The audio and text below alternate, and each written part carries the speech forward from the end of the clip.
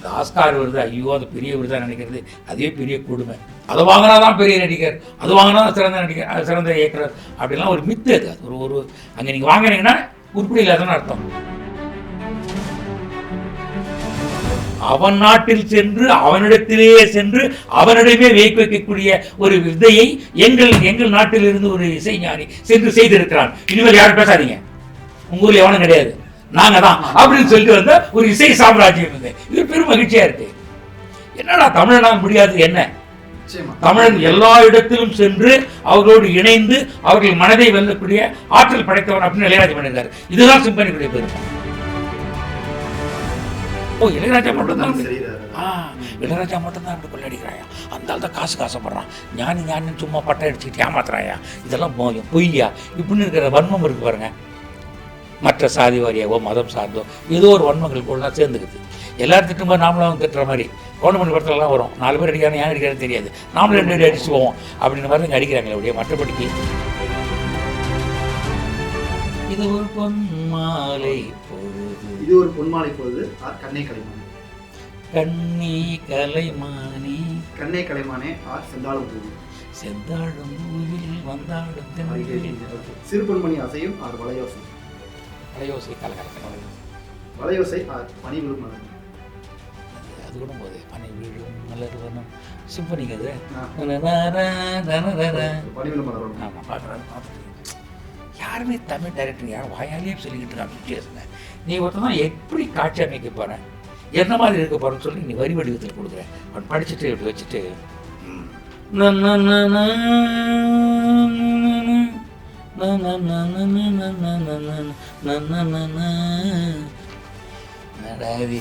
பெருமாட்டில் அடி குத்து வெட்டு பாடிக்கிட்டு இருக்கும்போது இப்படி ரிப்போர்ட் பண்ணுறேன்னு எல்லாம் அப்படி பார்த்தா கமல் சார்க்கெல்லாம் புரிஞ்சு போச்சு. ராஜா நல்லா வருமா பாரு, இப்படி வந்து பாரு. அதுதான் கமல் சார் அது பாட்டு இருப்பார். உன்னை விட இந்த உலகத்தில் வசந்தது யாரும் இல்லை, தான பெருமாண்டி. இந்த ஆஸ்கார் விருது, ஐயோ அது பெரிய விருதாக நினைக்கிறது அதுவே பெரிய கொடுமை. அது ஆஸ்கார் விருது அமெரிக்காவுக்கு, அந்த நாட்டில் இருக்கிறவங்க படையெடுங்க உங்களுக்கு நாங்கள் விருது கொடுக்குறோம். நம்ம இப்போ தேசிய விருது வாங்குறோம்ல, அது மாதிரி நம்ம மாநிலத்தில் தமிழக அரசு விருது வாங்குறோம். இவ்வளோதான் கணக்கு. அதை எல்லாரும் மேற்கத்திய நாடுகள் எல்லாரும் அவன் எங்கே போனாலும் எல்லா நாடுகளும் பார்த்து வியந்து பார்க்குற மாதிரி வச்சுருக்கிறதுனாலேயே அதை வாங்கினா தான் பெரிய நடிகர், அது வாங்கினா சிறந்த நடிகர், அது சிறந்த இயக்குனர் அப்படிலாம் ஒரு மித்து. அது அது ஒரு அங்கே நீங்கள் வாங்கினீங்கன்னா உருப்படி இல்லாதன்னு அர்த்தம். ஏன் அப்படின்னா நான் தப்பாக சொல்லலை, அவன் நாட்டுக்கு தகுந்த மாதிரி எடுக்கிற ஒரு படங்களுக்கும் இசைக்கும் அவன் கொடுக்குறான். நம்ம ஊர் படத்தில் நம்முடைய வளர்ந்த கலாச்சாரம் வேறு, இசை வேறு, நம்ம சொல்கிற கதைகள் வேறு, வடிவங்கள் வேறு. இதில் பண்ணுறது எட்டு போய் கொடுத்து அவங்களோட கொடுன்னு கஞ்சனம்னா அதுவே அபத்தம். நீங்கள் 17ஆம் நம்பர் வீட்டுக்கு வர எலக்ட்ரிக் பில்லை 19ஆம் வீட்டில் போய் கொடுத்து பில் கட்டுற மாதிரி அது. நான் சொல்கிறது எளிமையாக சொல்கிறேன் நான். அது வியப்பெல்லாம் ஒன்றும் கிடையாது. ஆனால் அதையும் வெல்லக்கூடிய சக்தி நம்ம தமிழ்நாட்டில் நிறைய பேருக்கு உண்டு. அதை வாங்கிட்டு ரஹ்மான் 2 வாங்கிட்டு வந்தாருன்னா அவர் சிரிச்சிட்டு வந்துருப்பார், டேய் எனக்கு எதுக்கடா 2 20 கொடுக்கலாம்னா அவ்வளோ வேலை இங்கே பண்ணிக்கிட்டு இருக்கோம். உண்மையில் அதுதான் நமக்கு எல்லாருமே என்னென்னா, மேல்தட்டில் நம்ம இந்தியாவை தாண்டி இருக்கிற நாடுகளில் எது இருந்தாலும் வியந்து பார்க்கறது, அதை பற்றி ரொம்ப பேசுறது. அதனால தான் பார்த்தீங்கன்னா எழுத்தாளர் சாவி கூட வாஷிங்டன் போயிட்டு வந்துட்டு அதை பற்றி ஒரு பெரிய கதை எழுதினார். வாஷிங்டனில் திருமணம். என்னென்னா நம்ம ஊரில் 2 மேலக்காரனுங்க சாவி எடுத்துங்க பாஸ்போர்ட் வாங்கி எடுத்துன்னு போயிட்டு அந்த ஊரில் இருக்கிற தமிழனுக்கு மேலதாளத்தை வச்சு கல்யாணம் பண்ணிட்டு வந்தான். இது ஒரு பெரிய நாவலாக எழுதி அது பெருசாக பேசப்பட்டு வாஷிங்டன் திருமணம் சாவி அந்த காலத்திலேயே மிகச்சிறந்த நூல், மிகச்சிறந்த நூல்னா போய் வந்தது அப்படியே காப்பிரைட் பண்ணியிருக்கான். இதுதான் அப்படியே வந்து மெதுவாக வந்து நலதமயந்தி வரைக்கும் போச்சு. வாஷிங்டன் திருமணத்தினுடைய அந்த இன்ஸ்பிரேஷன் தான் நலதமயந்தி. இந்த ஊரில் இருக்கிறவங்க போய் வாய்ச்சா அவ்வளோதான் மேட்டர். ஆனால் இந்த ஊரில் இருக்கிறவங்க அதை விட வித்தக்காரன். அங்கே இப்போ நான் மலேசியா போயிருந்தேன். மலேசியா இப்போ வந்து ஒரு கோயில் இருக்குது. அங்கே போனாக்க அங்கே ஜெகத் ரட்சகர் நாமத்துடைய பேரெல்லாம் இருக்கும். என்னென்னா நம்ம கோயம்புத்தூர் பக்கத்தில் இருக்கிற ஒரு மாரியம்மன் கோயில் மாதிரி ஒரு கோயில், முருகன் கோயில் மாதிரி கோயில். அவங்க நம்ம ஆளுங்கெல்லாம் இங்கே வியாபாரம் கருதி போய் அவங்களுக்கெல்லாம் காசு கொடுத்து எல்லாம் கோயில் கட்டி வச்சுருக்காங்க. அங்கே திருமணம் எப்படி நடக்கணும்னா 15 நிமிஷம் தான் நடக்கும். எல்லாம் 9 மணி எல்லாம் கார்லேயே வருவானுங்க. வந்து எரிங்க அவசரம் வேட்டி கட்டிக்கிட்டு நின்றுட்டு வாத்தியங்கள் வந்து 5 நிமிஷம் தான் வாசிப்பானுங்க. தாலி கட்டும்போது டக டக டக டக டகம்பாங்க. அதெல்லாம் வா என்ன மியூசிக் மங்களம், நாம கல்யாணம் பண்ணிட்டோம் இல்லை, நம்ம அந்த தெய்வம் முருகன் அப்படி சொல்லுவாங்க. காரணம் நாங்கள் சிரிப்போம், டேய் நாங்கள் ராத்திரி வாசிப்போம், பகல வாசிப்போம், ஒவ்வொரு துணுக்கும் வாசிப்போம். மங்கள இசையை நம்ம வாழ்நாளினுடைய ஒரு பழக்கமாகவோ மகிழ்ச்சியுடைய ஒரு பகுதியாகவே வச்சுருப்போம். நீங்கள் 5 நிமிஷத்தை நீங்கள் பேர் ஆற்றல் கொண்ட ஒரு இசையாக கருதுறீங்க, இங்கே வாழ்நாளெல்லாம் செஞ்சுக்கிட்டு இருக்கோம். அப்படித்தான் இளையராஜா அவர்கள் 1500 படங்களுக்கு நடுவிலே செய்யப்பட்ட பல 100 சிம்பொனிகளை செய்திருக்கார். அதனுடைய ஒரு சிறு வடிவம் அங்கே நீங்கள் இப்போ நம்ம இந்தியா பெருமையாக நினைக்கிறது என்னன்னா, அவன் நாட்டில் சென்று அவனிடத்திலேயே சென்று அவனிடமே வைக்கக்கூடிய ஒரு வித்தையை எங்கள் நாட்டிலிருந்து ஒரு இசைஞானி சென்று செய்திருக்கிறான். இனிமேல் யாரும் பேசாதீங்க, உங்க ஊர்ல எவனும் கிடையாது, நாங்க தான் அப்படின்னு சொல்லிட்டு வந்த ஒரு இசை சாம்ராஜ்யம் இது பெரும் மகிழ்ச்சியா இருக்கு. என்னடா தமிழனால் முடியாது என்ன? தமிழன் எல்லா இடத்திலும் சென்று அவர்களோடு இணைந்து அவர்கள் மனதை வெல்லக்கூடிய ஆற்றல் படைத்தவன் அப்படின்னு இளையராஜா பண்ணியிருக்காரு. இதுதான் சிம்பனிக்குடைய பெருமை. இதை அவர் ஆரம்பத்திலே பண்ணார். நமக்கு என்னன்னாக்கா, இப்பேற்பட்ட இளையராஜாவே நம்ம கோட்டை விட்டுட்டு ஏதோ ஒவ்வொரு விதத்தில் ஒரு காரணத்தை சொல்லி அவர் ஒதுக்குறமே, இதெல்லாம் மிகப்பெரிய மனித ரண பாவங்கள். அவர் என்னோடா பண்ணிட்டு போட்டோம். எவன் இந்த உலகத்தில் ஒரு 40 ஆண்டுகளுக்கு மேலாக 80களில் தொடங்கி நான் பார்த்துருக்கேன். 80களில் தொடங்கி நான் 77 தான் ஒரு பழக்கம். நான் கல்லூரியில் படிக்கிற காலத்திலேயே அவருடைய குடும்பத்தில் இருக்கிற ஒருவர் தான் என் கூட படித்தான். நந்தனம் காலையில் அல்போன்ஸ் ராஜான்னு படித்தான். அவங்களோட அண்ணன் துரைசாமின்னு சொல்லிட்டு அவர் இசைக்கு பள்ளி வச்சுருந்தார். அப்போவே கங்கைபுரம் வருவார், இளையராஜாவுடைய அம்மாலாம் வருவாங்க, கூழ் சாப்பிடுவாங்க, எல்லாம் பண்ணுவாங்க. மனிதர்களோடு மனிதராக ஒன்றி பிணைந்திருப்பாங்க. இல்லாத காலத்திலும் மனித வடிவிலும் மனித மாண்பிலும் இருப்பாங்க. அப்போ இருந்து நான் அவர் பார்த்துக்கிட்டு இருக்கேன், ஒரு மாற்றமும் இல்லை. அப்பொழுது இருந்த ஒரு ஏக்கம், வேட்கை, வேள்வி இசையாக மாறி மாறி மாறி ஒவ்வொரு இடங்களிலும் வழித்தடங்களிலும் அந்த பறவை செய்து இந்த உலக நாடுகள் இசையினுடைய பேர் வடிவம், பேர் இயக்கம் என்று சொல்லுகிற உங்கள் இடத்திலும் நான் சென்று என்னுடைய தமிழ் இசையினுடைய கொடியை நாட்டுவேன் என்று சிம்பனியை நாட்டிவிட்டு இனி வெற்றிகரமாக வருவார். இது நம் தமிழ்நாட்டுக்கு கிடைத்த, உலக தமிழுக்கு கிடைத்த மிகப்பெரிய பேரு, மகிழ்ச்சி, வெற்றி. பட் நீங்கள் சொன்ன மாதிரி ஒரு பக்கம் அவர் மீது எவ்வளோ பாராட்டுகள் வந்தாலும் இன்னொரு பக்கம் விமர்சனங்களும் வைக்கப்பட்டு இருக்கு. அரசியல் சார்ந்தாகட்டும் நிறைய விஷயங்கள். ரீசெண்டாக கூட தேவா அவர்கள் ஒரு பேட்டியில் சொல்லும்போது, நான் என்னுடைய பழைய பாடல்கள்லாம் இப்போ சினிமாவில் யூஸ் பண்ணுறாங்க, நான்லாம் காப்பிரைட்ஸ்லாம் கேட்கறது இல்லை அப்படின்ட்டு. அந்த பேட்டி பார்த்த படமே இளையராஜா ஏன் இந்த மாதிரி பண்ண மாட்டாரு அப்படின்ற ஒரு கேள்வி இருந்தது. இல்லை, அது நம்ம நாட்டில் இருக்கிற ஒரு மிகப்பெரிய ஒரு புரிதல் இல்லாமல் தான். நான் சொன்னால் இளையராஜாவுக்கு சாதகமாக சொல்கிறேன்னு அர்த்தம் கிடையாது. நான் இப்போ ஐபிஆர்எஸ் மெம்பர். ஐபிஆர்எஸ்னால் நான் எழுதுகிற பாடலுக்கு, நான் பாடுகிற பாடலுக்கு அல்லது நான் செய்ய இசைக்கு எனக்கு பங்கு உண்டு, உரிமை உண்டு. இது என்ன சொன்னாங்க, அறிவுசார் உரிமைன்பாங்க. இது உலக நாடுகளில் யார் படைப்பாளராக இருந்தாலும், நீங்களே விரும்பினாலும் விரும்பவில்லை என்றாலும், யாரோ ஒருவன் உங்கள் படைப்பை பயன்படுத்தினாலும் அவன் காசு கொடுத்துருவோம். அது வாங்கி கொடுப்பதற்கு ஒரு அமைப்பு இருக்குது, அதுதான் ஐபிஆர்எஸ். அதில் ஏற்கனவே முதன்மையாக நம்ம நாட்டில் எல்லா இசையமைப்பாளர்களும் அதுக்குள்ளே இருக்காங்க, வெளியே சொல்ல மாட்டாங்க. எல்லா பாடலாசிரியர்களும் மாதம் பணம் வாங்கிட்டு இருக்காங்க, உரிமை பெற்றுக் கொண்டிருக்கிறார்கள். இளையராஜா மட்டும் வாங்குறாருலாம் ஒன்றும் கிடையாது. அமைதியாக இருக்கிற நம்முடைய ரகுமானும் வாங்குறார், இருக்கிற இப்போ புதுசாக இருக்கிற சாதாரண காந்திதாசன்றவர் வாங்குறார். எனக்கு வந்திருக்கு, நான் 10 பாட்டு தான் சினிமாவில் எழுதியிருக்கேன். அது யாராவது கேட்டாங்கன்னா எவனுக்கும் தெரியாது, நான் எழுதியிருக்கேன், வெளியில் வந்திருக்கு, கட்டுக்கொள்ளாப்படப்படுது. ஆனால் எனக்கே இந்த தீபாவளிக்கு பார்த்தீங்கன்னா 8000 ரூபா வந்திருக்கு உரிமை. ஆக நீங்கள் படைத்த இந்த அறிவு சார்ந்த இந்த படைப்பிற்கு உலகம் முழுவதும் இறக்குமதியில் அதை தாண்டியும் கூட பயன்படுத்துகிற போது உங்களுக்கு உரிமை உண்டு. நம்முடைய நிலத்தில் ஒருத்தன் விவசாயம் பண்ணிட்டு போனாக்கா அது போக்கியம் தான் சொல்லுவீங்க, அது அவங்க உரிமை இல்லை, நீ பயன்படுத்திக் கொள்ளலாம், அது கொண்டான காசு எனக்கு கொடு, அவ்வளோதான் இசை. ஆமாம், வாடகை மாதிரி தான். அதை உலக நாடுகள் செய்து கொண்டதை இங்கே அவரு தெரியும், அதனால் அவர் கேட்டார். எனது யாராரோ பயன்படுத்திக்கிட்டு இருக்கிறீங்க, கொடுங்க, ஏன் நீங்கள் இவ்வளோ பண்ணுறீங்கன்னு அவர் கேட்டார், அவ்வளோதான். அது ஒன்றும் பெரிய தப்பு இல்லை. என் நிலத்தை எனதுன்னு கேட்கறது முடியாமல் இது யார் கேட்க, இது புரிதல் இல்லாமல் இளையராஜா இவ்வளோ சம்பாதிச்சிட்டாரு, இன்னும் காசு கேட்குறாரு அப்படின்னு ஒரு சாதாரண ஒரு தெரியாது நிறைய பேருக்கு. இப்படிலாம் ஒரு இருக்கா? இப்போ புத்தகம் எழுதுகிறாங்க, புத்தகம் எழுதிட்டாக்கா அதில் இருக்கிற வரக்கூடிய அந்த எழுத்தாளருடைய அந்த வருமானம் என்பது ஒரு பதிப்பாளருக்கு போயிடுது. அப்படி கிடையாது. பதிப்பாளர் தனக்கே உரிமை என்றாலும் அந்த எழுத்தாளருக்கு நீங்கள் விற்க விற்க விற்க ஒவ்வொரு புத்தகத்திலையும் ஒரு தொகை வரணும், 7% 12% தரணும். அதனால் வெளிநாட்டில் இருக்கிறவங்கலாம் ஒரு புத்தகத்தை எழுதி கொண்டு வாழ்நாள் முழுக்க மகிழ்ச்சியாக இருக்கான். ஏன்னா அவ்வளோ பேர் படிக்கிறாங்க, அதுக்கு பணம் வருது. நான் இங்கே அப்படி கிடையாது. நைஸாக ஏமாத்து, நம்ம ஊர் ஆளுங்கள எப்படி ஏமாத்திரம் நம்ம ஊர் ஆளு தான் வரையா, ஒன்றுமே தெரியாது. நம்மளை ஒருத்தன் கூட இருக்கிறவனை வளர்த்து விடக்கூடாதுன்னு அவ்வளவு ஜாக்கிரதையாக பார்த்துக்கிட்டு இருக்கிற உலகம் நம்ம ஒரு உலகம். ஒரு எழுத்தாளர் இருக்கான்னா அவங்க உடனே பதிப்பாளர்கள் என்ன பண்ணுவாங்கன்னா, உரிமையை வந்து பதிப்பாளர் வாங்கிடுவாங்க. அவனுக்கு 1000 ரூபா கொடுத்துருக்க மாட்டாங்க. அவனுக்கு என்ன நம்மளுக்கு முதல்ல அச்சிட்டு வந்தாலே போதும் அப்படி நினச்சி சரி சாருமா அந்த சரி சாருங்கிற ஒரு பலவீனத்தை வச்சுக்கிட்டு கடைசி வரைக்கும் எழுதி வாங்கிடுவாங்க. 2வது புக் கொடுக்கும்போது அவங்களே கேட்பாங்க கொடுப்பா அப்படிம்பாங்க. ஏன்னா நல்லா விற்கும். 2வதும் அந்த என்ன பண்ண சரி நம்ம மறுபடியும் கேட்குறாரு அப்படின்னு சொல்லி கொடுப்பான். இப்படி இன்னொருடைய அந்த உழைப்பை உறிஞ்சி வாங்கிறது அது ஒரு பெருந்தன்மையாக அங்கே பேசப்படுகிறது. அவர் என் புக்கெல்லாம் அவர் தாங்க போடுவார், என் பாட்டெல்லாம் அவர் தாங்க வெளியிடுவார், அதெல்லாம் சும்மா ஏமாத்துறது. இப்படி ஏமாற்றுகிற ஒரு விதத்தை இளையராஜா அவர்கள் ஒழுங்குபடுத்தினார். இந்த உரிமைகளை பங்கிட்டு கொடுக்கணும் அப்படின்னு அவர் சொன்னார். அதனால அவரும் பேராசை பிடிச்சி போச்சு, காசு உனக்கு போதாதா, இது கூட தாங்காதா அப்படின்னு பேசுகிற மாதிரி. அதெல்லாம் ரொம்ப தப்பு. டாட்டாக்கு பணம் போதாதா? 14 அடுக்கு வச்சுருக்காரு. அவர் யாராவது கேட்குறீங்களா?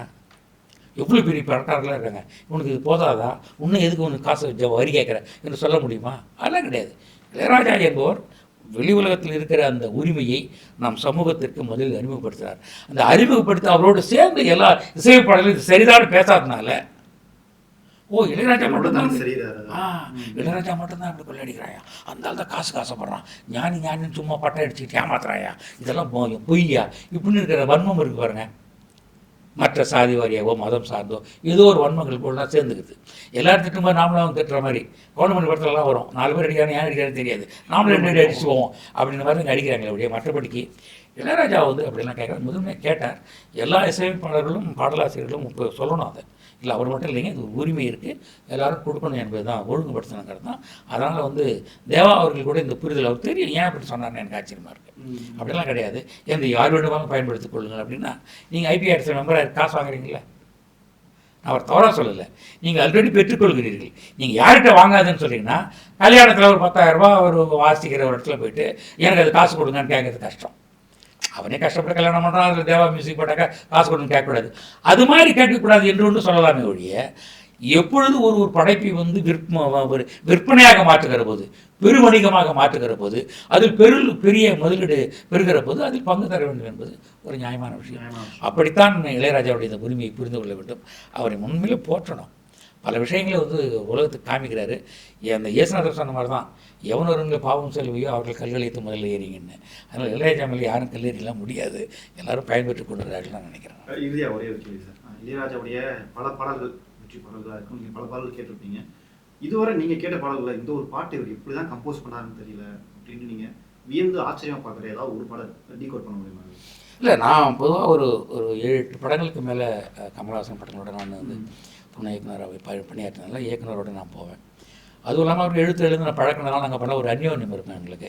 நான் மாணவனாக என்ன பார்த்துருக்காரு, அதுக்கப்புறம் வந்து பத்திரிகையாளனை பார்த்துருக்காரு. ஆமாம், பத்திரிகையாளர் பார்த்துருக்காரு. அப்புறம் எழுத்து துணை இயக்குனர் அப்படின்னா ஒரு சின்ன ஒரு புரிதலும் புன்னகையும் இருந்துகிட்டே இருக்கும். வாசிக்கிற போது பல பேர் கதைகள்லாம் சொல்லிகிட்டே இருப்பாங்க. அவர் கேட்டுட்டு ஒன்றுமே சொல்ல மாட்டார். சரி அப்படின்ட்டு அந்த ஹார்மோனிய பட்டியலை வச்சுட்டு ஒரு சும்மா வாசிப்பார். அந்த படத்துக்கு பொருந்தாதான்றது இசை இயக்குனருக்கு தெரிய வாய்ப்பே கிடையாது. இந்த தனலத்தில் என்ன கண்டுபிடிங்க, தன்னன்ன தன்னன்ன தன்னன்ன இதில் என்ன புரியும் இசையமைப்பாளருக்கு, இது டைரக்டருக்கு? என்னடா நாம் நல்ல பாட்டாக போடும் போதே அவன் தன்னன்ட்டு ரோட்டில் இழுத்து விட்டுரு போடான்னு அப்படிதான் தெரிஞ்சிருக்கும். ஆனால் ஒரு முகம் அதை காட்டி கொடுத்துரும், கரெக்டாக வரும். என்ன நான் சொல்கிறேன் அப்படின்னு சொல்லிட்டு இதை புலமைப்புத்தன் கொடுங்க அப்படிம்பார். புலமைப்புத்தன் எழுதி வந்து பாட்டு வைப்பது தென்மதுரை. ஆஹா, ராஜா என்னவா படிக்கிறார், அதை தாண்டா முதல்ல தன்னை சொன்னார். இளையராஜா வந்து உள்ளுக்குள்ள அவர் வாழ்ந்துக்கிட்டே இருப்பார். அவர் தமிழ் சமூகத்தினுடைய அந்த உறவுகள் இருக்கு பாருங்க. ஒரு தாய் வந்து கருவுற்று வந்து முதலில் வந்து குழந்தை பெறுகிற வயதிலிருந்து அது பெற்று தாலாட்டி பாராட்டி பள்ளிக்கு அனுப்பி அவன் வளர்ந்து அவனுக்கு திருமணம் செய்து அவனுக்கு ஒரு குழந்தைகள் வந்து இது எல்லாம் கிராமங்களில் பார்த்து பார்த்து பார்த்து பார்த்து பழகி இந்த வாழ்வியினுடைய ஒட்டுமொத்த உணர்வை அந்த பட்டினியும் பசியும் எல்லாரையும் பார்த்து கற்றுக்கொண்டது. அதனால தான் வேறு எவனும் இசையமைப்பாளர் வந்து இசையை வடிவமைக்கிறான், இவர் இசையாகவே வாழ்கிறாரு. இது ஒவ்வொரு 10 நிமிடத்துலையும் ஒரு படத்தை போட்டு கொடுத்தார். எனக்கு பெரிய ஆச்சரியம் விருமாண்டி படத்தில் தான். போய் உட்காந்துக்கிட்டு அப்படி இப்படி பண்ணுறாங்க. விருமாண்டி வந்து ஒரு பொண்ணை லவ் பண்ணிட்டு போகிறான் அப்படின்னு சொல்கிறார். அப்போ பொதுவாகவே கமல் சார் வந்து இந்த இசை துணுக்குகள் எந்த காட்சிகள் அமைக்க போகிறேன் அப்படின்னு எழுதுவார்.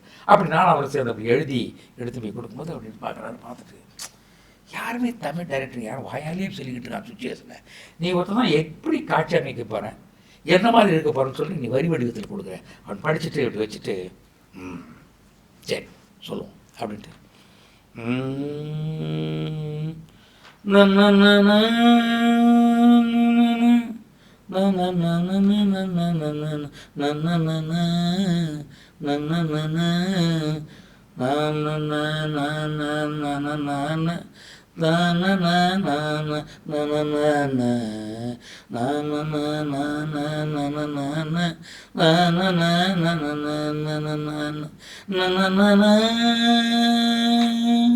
டக்கு டிக்கு டக்கு டிக்கு டக்கு டிக்குன்னு போட்டு கையில் விட்டார்.